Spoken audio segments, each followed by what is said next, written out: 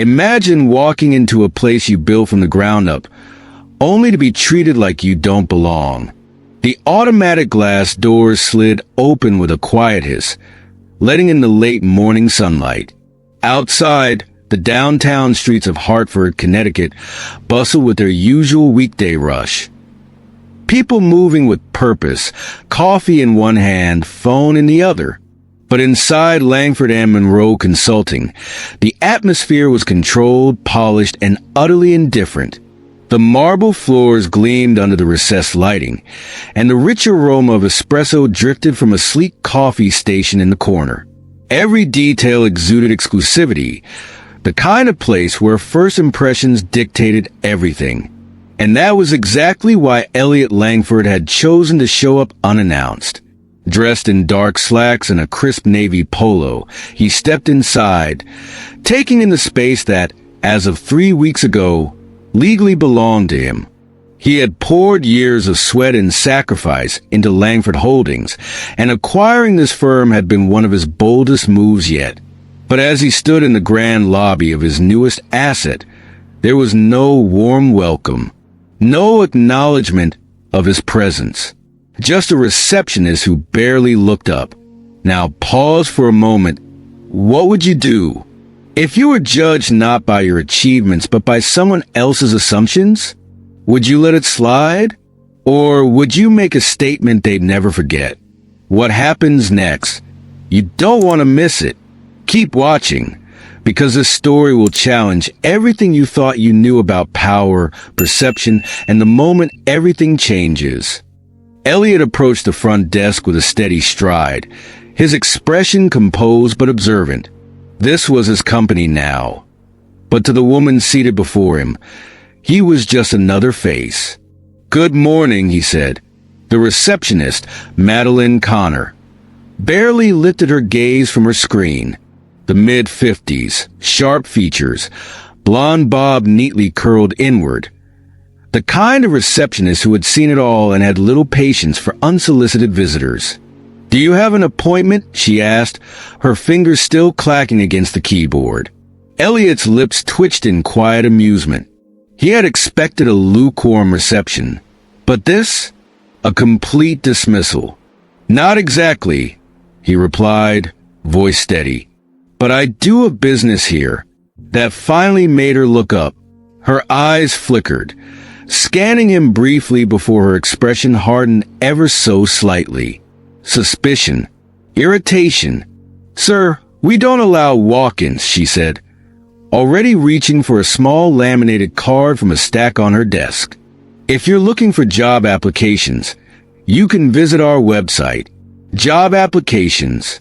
Elliot raised an eyebrow, more intrigued than offended. He folded his arms. "Job applications?" Madeline exhaled, already done with the conversation. "Yes, we're not accepting in-person submissions. If you're here to drop off a resume, I can't take it. Everything is online now." He chuckled, shaking his head. "I'm not here for a job." Her lips pressed into a thin line, her patience wearing thin. "Then what exactly is your business here?" For a brief second, Elliot debated telling her outright, dropping the bombshell that he now owned the very chair she sat in. But something was entertaining about watching her operate under her assumptions. "I'd like to take a look around," he said simply. Madeline scoffed before she could stop herself. "Sir, this is a professional environment. You can't just walk in off the street." And there it was. That phrase. Elliot held her gaze, the amusement in his expression fading just slightly. "And what makes you think I walked in off the street?" Madeline blinked, suddenly realizing how that sounded. She hesitated, but instead of backtracking, she doubled down. "We have policies, sir. No unscheduled visitors. If you don't have an appointment, I'm going to have to ask you to leave." Silence stretched between them. Behind him, employees shuffled past, some stealing glances, sensing the tension. But no one stopped. Before Elliot could respond, another voice cut through the space. "Oh my God!" Mr. Langford, a young executive, Owen Lancaster, early 30s, sharp suit, name badge flashing, hurried over, his expression shifting from confusion to outright panic. Madeline frowned, glancing between them. Wait, what? But it was too late. The weight of her mistake was already sinking in. The silence in the lobby stretched just a little too long. No one spoke, but everyone understood what happens next. This moment is only the beginning. If you've ever felt underestimated, you won't want to miss what's coming next. Stay with us, because the next few minutes will change everything. The tension in the lobby was thick, hanging in the air like an unspoken truth that everyone understood but no one wanted to acknowledge. Owen Lancaster, still catching his breath, looked between Elliot and Madeline, his face shifting rapidly from confusion to something dangerously close to horror. "Mr. Langford, I didn't know you were stopping by today." His voice was careful, polite, but laced with unmistakable panic.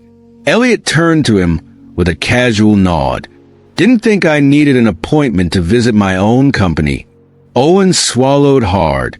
Madeline, on the other hand, had gone completely still. Elliot could see the realization sinking into her features. The way her eyes flickered, her posture stiffened. She still wasn't saying anything, but she didn't need to. "Wait a second," she finally muttered, looking at Owen. "He owns—" Owen didn't even glance at her. "Yes," a simple answer, but the weight of it was crushing. Madeline's fingers twitched slightly on the desk. Just minutes ago, she had spoken to Elliot with sharp authority, assuming he was someone who didn't belong. Now, her entire demeanor was shifting. Elliot watched the transformation in real time. The stiff spine, the clipped voice, gone. What remained was a woman desperate to save face. "Mr. Langford," she started, her tone different now, softer, almost polite. I apologize if there was a misunderstanding." Elliot tilted his head slightly, studying her. "A misunderstanding?" She nodded quickly, her hands now folded in front of her, her voice eager. "Yes, of course. I didn't recognize you, that's all. If you had known what exactly?" His voice was calm, measured, but everyone in earshot felt the tension woven into his words. Madeline hesitated, clearly scrambling for the right thing to say. Owen shifted uncomfortably beside her, fully aware of how bad this looked. A few employees had stopped in the distance, pretending not to eavesdrop. Phones were out. Text messages were already flying across departments. Elliot let the silence stretch for a few seconds before he spoke again. "Tell me something." His voice was level. "What about me made you so sure I didn't belong here?" Madeline opened her mouth, but nothing came out, because she knew exactly what he was asking, and her silence was answer enough. Every moment of this exchange has been a lesson, and we're not done yet. Because in life, it's not just about proving yourself. It's about making sure no one else has to fight the same battle. Like this video, share it, and make sure you're subscribed, because the next part, it's where everything changes. Elliot's gaze never left Madeline, watching her every move as she struggled to form a coherent response. But before she could speak again, Owen Lancaster cleared his throat, stepping forward in an attempt to defuse the tension. "Mr. Lawson," Owen started, his voice a little too polite, "I can assure you, this is not how we typically treat visitors." Elliot didn't miss a beat. "You sure about that?" He shot Owen a dry look. The discomfort in the room deepened, and Madeline shifted uncomfortably, her fingers twitching nervously on the desk. She was visibly caught between trying to save face and maintaining her authority. But it was too late. The truth had already been laid bare, and no amount of excuses could fix the damage. "I was just following protocol," she said quickly, like a lifeline thrown in desperation. "We have rules about security. We don't just let anyone in off the street." Elliot's eyes narrowed. "That word again, street." He shook his head slowly, his voice calm but laced with disbelief. "You don't even hear yourself, do you?" Madeline's face flushed with color. But before she could say anything, the elevator doors behind them opened with a soft chime, drawing everyone's attention. Graham Walters stepped out, looking every bit the part of the senior partner. Tall, well-dressed, with a warm smile that faded the moment he saw the tension in the air. "Elliot, what a surprise," Graham said, his expression lighting up. "I didn't know you were stopping by today." Elliot returned the smile, but with an edge. "Figured I'd drop in. Wanted to see the place for myself. You should have let me know." Graham clapped him on the back. "I would have had a tour arranged for you." Elliot's lips curled slightly. "I already got a welcome." Graham caught the change in the atmosphere instantly. His gaze shifted back to Madeline, whose expression had shifted from confident authority to one of clear unease. "Everything okay, Madeline?" Graham asked, his voice a little softer now, clearly aware that something was off. Elliot didn't need to say anything. The tension was palpable. He gave Madeline one last look, his eyes unblinking, waiting for her to admit the truth. "Tell me something, Miss Shaw," Elliot said, his voice steady but unwavering. "If I hadn't owned this company, would you have treated me the same way?" The room went completely still. Madeline's mouth opened and closed, but no words came out. She knew she had no justification for her actions, no excuse for how she had judged him before knowing who he was. Graham Walters stood there, his face now serious, as he watched the realization slowly sink into Madeline's eyes. He knew, too, that this wasn't just about Elliot. It was about something far deeper, something that had been brewing for much longer than anyone had realized. Elliot allowed the silence to stretch, letting it hang heavy in the air. "I'll say it again, Madeline," he continued, his voice low. "If I hadn't been the owner, you wouldn't have treated me like this. Would you?" Her face went pale as the truth sank in, the words echoing in her mind. There was no escaping it. Elliot stepped back, his eyes still locked on her. "Fix this, Graham," he said simply, before walking past both of them, his footsteps steady and resolute. The weight of his words followed him as he moved toward the elevator, his confidence unwavering. The truth had been revealed, and there was no turning back now. As the elevator doors closed behind him, the sound of silence flooded the room. Elliot's words hit hard, didn't they? Imagine being judged just by your appearance. It's time to rethink how we treat others. If this story opened your eyes, share your thoughts below. Like, subscribe, and be part of the change. Let's ensure everyone is treated fairly, no matter who they are. The elevator doors closed with a soft chime, and Elliot leaned back against the polished metal walls, his arms crossed. His mind replayed the scene in the lobby, Madeline's face, the tension in the air, the weight of his question hanging in the room. He could feel the sting of the judgment, the assumptions that had been made about him. It wasn't just about one person's prejudice. It was about the culture that had allowed it to thrive. As the elevator ascended, Elliot's thoughts were interrupted by the soft ping that signaled the floor. The door slid open to reveal the sleek, minimalistic executive suite. Floor-to-ceiling windows framed the stunning cityscape, casting a natural glow over the room. But the tranquility he was supposed to feel was elusive. Alicia Reynolds, his chief of operations, stood just outside his office door, her expression one of quiet understanding. She had been with him from the beginning, and she knew that this was more than just a minor inconvenience. "The welcome committee wasn't what you expected?" Alicia asked, her voice almost dry, as though she had already anticipated the frustration he was feeling. Elliot let out a chuckle, shaking his head. "You could say that." Alicia crossed her arms, her sharp eyes assessing him. "Madeline," she muttered, not needing to say more. She already understood what had happened, having seen it before in the undercurrents of corporate culture. Elliot's gaze softened slightly. "We have a bigger problem here than just one receptionist," he said, moving toward his desk. He picked up the file that had been waiting for him, the one containing everything he needed to know about the internal culture of Langford and Monroe Consulting. Inside the folder were the hiring patterns, the promotion history, and the complaints that had slipped under the radar.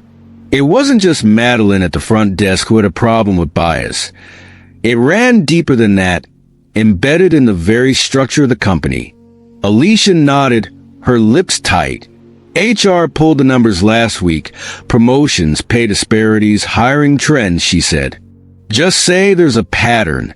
Elliot exhaled slowly as he closed the folder. "It's not just about making an example out of one receptionist. This company has a culture to rebuild. From the ground up, down in the lobby, the energy had shifted. Employees who had witnessed the exchange couldn't help but notice the change in the air. What had once been a room of unquestioned authority and control now felt like a place where things were about to change, whether they were ready for it or not. Madeline sat at her desk, stiff, her eyes straight ahead, but her hands trembled slightly. She could feel the weight of every glance that fell upon her, the silent judgment, the whispers that were already circulating, the image of her as the gatekeeper to the company, the one who decided who belonged and who didn't, had shattered in an instant. Owen Lancaster stood nearby, pretending to check his phone, but the unease in his posture was unmistakable. He wasn't fooling anyone. Graham Walters, the senior partner, stood in the corner, deep in thought. His usual air of confidence was gone, replaced by something more pensive. He knew this wasn't just about Elliot anymore. It was about the culture they had all allowed to exist, the culture that was about to change, whether they were ready or not. Then, the phone on Madeline's desk rang, breaking the silence. She jumped, startled, and quickly grabbed the receiver. Her voice was tight as she answered. "Front desk, Miss Connor," came the calm but firm voice on the other end. "Mr. Graham would like to see you in his office now." Madeline's fingers clenched around the receiver. "Now," she echoed, though she already knew the answer. It wasn't a question. It was a command. Alicia Reynolds' voice remained steady, unwavering. "Yes, now." Madeline set the phone down, her hands shaking. This was it, the moment that would define her. She stood, feeling the weight of every pair of eyes on her, but none of them could offer any comfort. She smoothed her blouse, squared her shoulders, and walked toward the elevators, her heels clicking sharply against the polished floors. Each step felt heavier than the last. The ride up was agonizingly slow. The doors opened, and Alicia was there, waiting just outside, arms crossed. She said nothing, but the look in her eyes said it all. Madeline hesitated for just a moment, but then she forced herself to move forward. Inside Elliot's office, the atmosphere was still and heavy. He was seated behind his desk, his hands clasped together, his gaze fixed on her with an unreadable expression. The city skyline stretched out behind him, but the sun that filled the room did nothing to warm the coldness that lingered in the space. "Have a seat." Elliot's voice was calm, but it held a weight that made her heart sink. She sat down slowly, hands folded in her lap to keep them from trembling. For what felt like an eternity, Elliot just stared at her. The silence was thick, almost suffocating. Finally, he broke it. "Do you understand why you're here?" Madeline exhaled slowly. "Because I misjudged you," she admitted, her voice barely above a whisper. Elliot leaned back in his chair, his eyes never leaving her. "Misjudged me?" Madeline swallowed hard, then tried again, her voice quieter now. "I made an assumption that I shouldn't have." Elliot nodded slightly. "And what assumption was that?" Her throat tightened, but she knew the truth. "I assumed you weren't someone important," she admitted, the words leaving her lips reluctantly. Elliot tilted his head, studying her closely. "Not someone important." His voice was quiet but piercing. Madeline winced at the sting of his words. "And if I hadn't been the owner," he continued, his tone steady, "would we be having this conversation at all?" Her stomach twisted. She knew the answer. If he hadn't been the owner, if he had been anyone else, this moment wouldn't have existed. He would have been dismissed, security would have been called, and she wouldn't have given it a second thought. Elliot leaned forward, his voice firm. "Miss Connor, let's be clear about something. This isn't just about me. It's about how many people have walked through that front door and been treated the same way." Her breath caught in her throat. She knew the truth. She knew it wasn't the first time. Elliot exhaled slowly, tapping his fingers on the desk. "Here's what's going to happen," he said, his voice sharper now. "You're being placed on immediate leave while we conduct a review of your interactions with employees and visitors." Madeline's heart sank. "Wait, I know." His voice cut through her protest before it could even form. "This isn't up for debate. I don't need an apology. I need accountability." Madeline clenched her fists, her body rigid. She wanted to argue, to defend herself, but deep down, she knew she had no defense. Elliot sighed, shaking his head. "The way you treat people when you think no one's watching, that's the real you." Madeline's breath hitched, but she had nothing left to say. Alicia stepped forward from where she had been quietly observing. "You'll receive formal notice from HR. Please pack up your things before you leave today." Madeline slowly rose from her seat, unsteady on her feet. She had walked into this building with confidence, sure of her place. Now, she was walking out with none. As she reached the door, Elliot's voice stopped her one last time. "Miss Connor," he said, his tone unwavering. "Next time you assume someone doesn't belong, ask yourself why." She had no response. Without another word, she walked out of the office, the door clicking shut behind her. Alicia let out a breath that had been held too long. Elliot didn't respond immediately. He turned slightly in his chair, gazing out over the city. "This isn't just about one person," he said finally. "It's about changing the culture." He reached for the folder on his desk, flipping it open again. Inside were the policies to rewrite, the training programs to implement, and the company to rebuild, not just in numbers, but in values.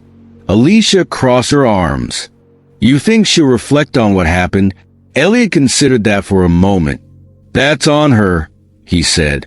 "What matters is making sure this doesn't happen again." Alicia nodded. They both knew this was just the beginning. Down in the lobby, the atmosphere had shifted. The employees who had witnessed the incident weren't going to forget it. They couldn't. And that was the point. Change doesn't happen in silence.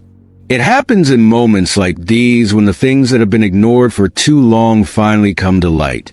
Elliot wasn't here just to own a company. He was here to change it. The story is not just about one person's mistake. It's about how assumptions based on appearances affect all of us every day. How many times do we judge others by how they look, their background, or their status?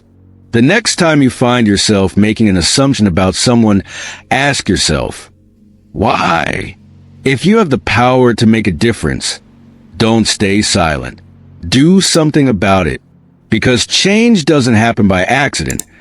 It happens when we decide to see people for who they truly are.